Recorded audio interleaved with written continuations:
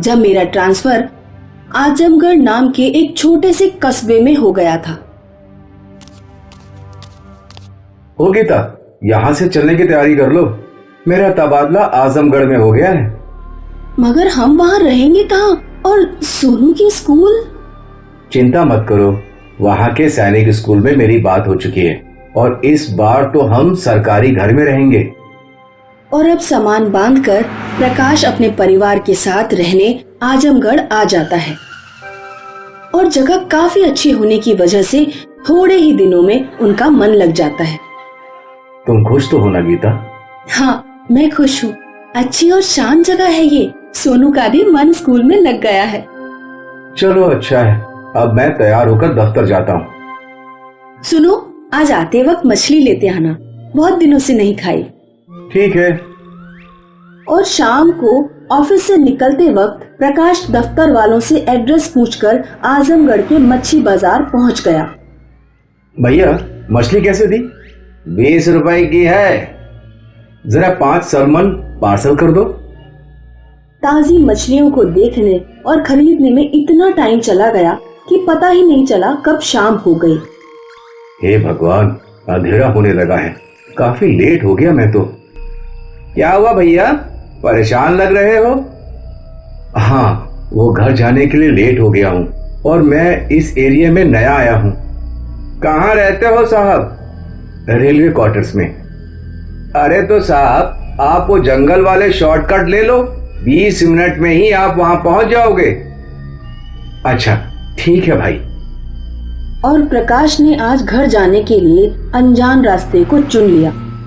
वो अपनी गाड़ी से थोड़ा आगे बढ़ा ही था कि अचानक से तेज ब्रेक से गाड़ी रोकनी पड़ी, क्योंकि सामने घूंघट ओढ़े औरत खड़ी थी। अरे कौन है ये?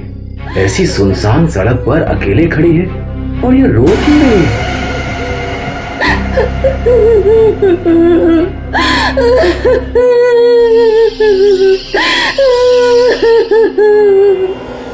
उधर वो औरत बस जोर जोर से रोए ही जा रही थी। कौन हो तुम? इस तरह यहाँ सुनसान रोड पर क्या कर रही हो?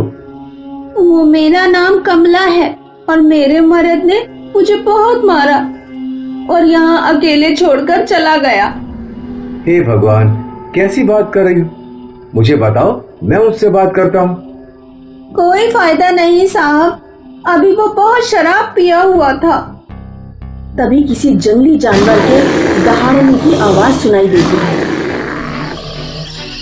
इस तरह यहाँ अकेले रहना ठीक नहीं है। तुम अभी रात को मेरे साथ चलो, कल सुबह अपने मर्द से मिलकर बात कर लेना। नहीं साहब, वो मुझे बहुत मारता है। मैं सब तरह का काम कर लेती हूँ, मुझे कहीं भी काम पर लगवा देना। वो सब बाद में बात करेंगे, अभी यहाँ खड़े रहना ठीक नहीं। चलो। ठीक है साहब। और प्रकाश उसको अपनी गाड़ी में बैठाकर घर ले आता है। सर पे बड़ा सा घूंघट होने की वजह से वो उसका चेहरा नहीं देख पा रहा था।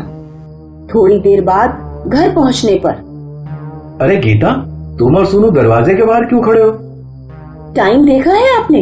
कितनी चिंता हो गई थी मुझे अब। अच्छा सॉरी बाबा, अब चिंता मत करो, आ गया हूँ ना घर में। कमला भी गाड़ी से उतर जाती है और प्रकाश गीता को कान में सारी बात बता देता है। मगर ऐसे किसी अनजान को हम अपने घर रख लें? सिर्फ आज रात की बात है गीता, सुबह चली जाएगी वो। ठीक है, अंदर आ जाओ। और हाँ, ये लो तुम्हारी मच्छी, जल्दी से पकाकर खिलाओ, अब बहुत तेज भूख लगी है। हाँ, अभी पकाती हूँ। मैं भी आपकी मदद करती हूँ। ठीक है, मेरे साथ किचन में आ जाओ। गीता कमला के साथ रसोई में आ जाती है। भाई जी, मुझे भी कुछ काम दे दो। हाँ, ये मछलियाँ तुम साफ कर लो और हाँ, अब घूंघट हटा दो। नहीं भाई जी, रहने दीजिए। गीता लगातार कमला को घूरती रहती है, मगर वो जितना उसको घूरती है, कमला अपने घूंघट का पल्लू और नीचे गिरा देती। तुम सामान तैयार कर लो, मैं आग जला देती हूँ चूल्हे की तब तक। ठीक है भाई जी। गीता आग जलाकर बाहर आ जाती है।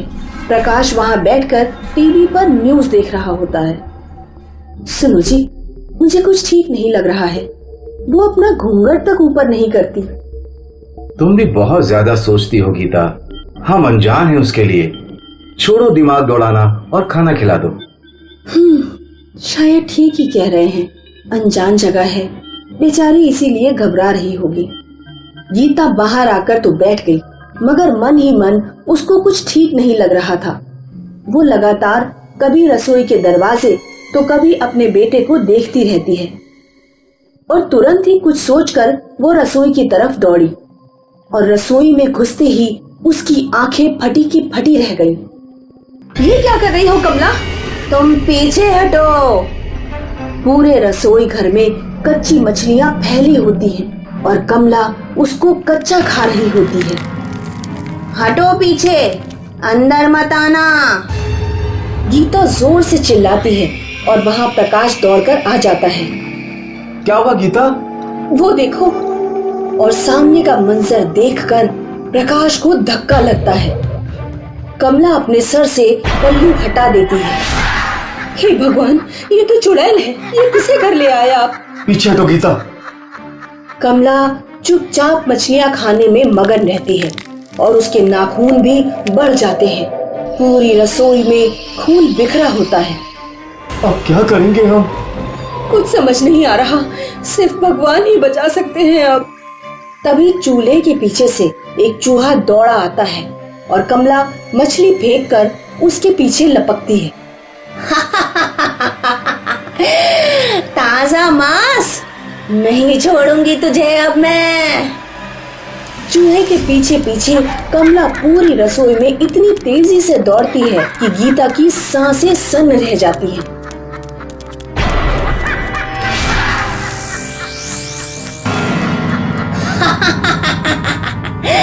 पकड़ लिया।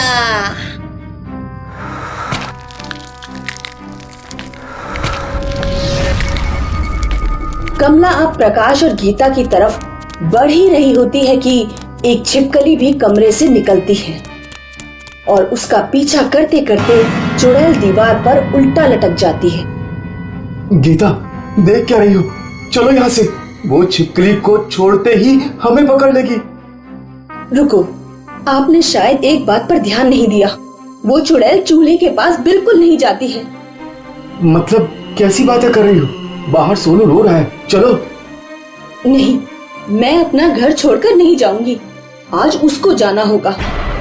और ये बोलते बोलते गीता तेजी से चूल्हे की तरफ बढ़ती है, इससे पहले कि चुड़ैल उसको पकड़ पाती। अब ये अंगारे हमें बचाएंगे। जाओ जाओ यहाँ से, वरना मैं तुम्हारा भी उस चूहे जैसा हाल करूंगी। गीता कमला पर कुछ अंगारे थाली में लेकर फेंक देती है। नहीं नहीं, छोड़ो मुझे। आवाजें इतनी तेज होती हैं कि आसपास के कुछ लोग भी वहां आकर जमावड़ा कर लेते हैं। कौन है ये? अरे ये तो जंगल वाली भटकती चुड़ैल है। ये यहाँ बस्ती में कैसे आई? इधर गीता लकड़ी से जलता हुआ टुकड़ा हाथ में लेकर उसकी तरफ आगे आती है। नहीं नहीं, चिल्लाते चिल्लाते कमला लोगों की भीड़ को धक्का देते हुए जंगल की तरफ भाग जाती है। सभी थोड़े डरे हुए होते हैं अब तक, मगर एक राहत की सांस भी लेते हैं। ये सब क्या था पापा? कुछ नहीं बेटा, घबराओ मत। सभी लोग गीता की बहादुरी की दाद देते हैं। वाह भाभी जी, आप बहुत ही समझदार और बहादुर हैं। हाँ, बहुत ही हिम्मत का काम किया है आज आपने। एक बार भी नहीं डरी आप। तुम तो शेरनी हो गीता। आज इतनी बड़ी मुसीबत से कैसे बचा लिया तुमने सबको। मैं तो आगे भी नहीं बढ़ पा रहा था और तुमने तो कमाल कर दिया। Thank you. और इस तरह से गीता की समझदारी और बहादुरी की वजह से उस दिन तो सबका पीछा छूट जाता है। मगर सुना जाता है कि वो भटकती आत्मा आज भी उस अनजान जंगल में खड़ी रहती है और आने जाने वाले मासूम लोगों को अपना शिकार बनाती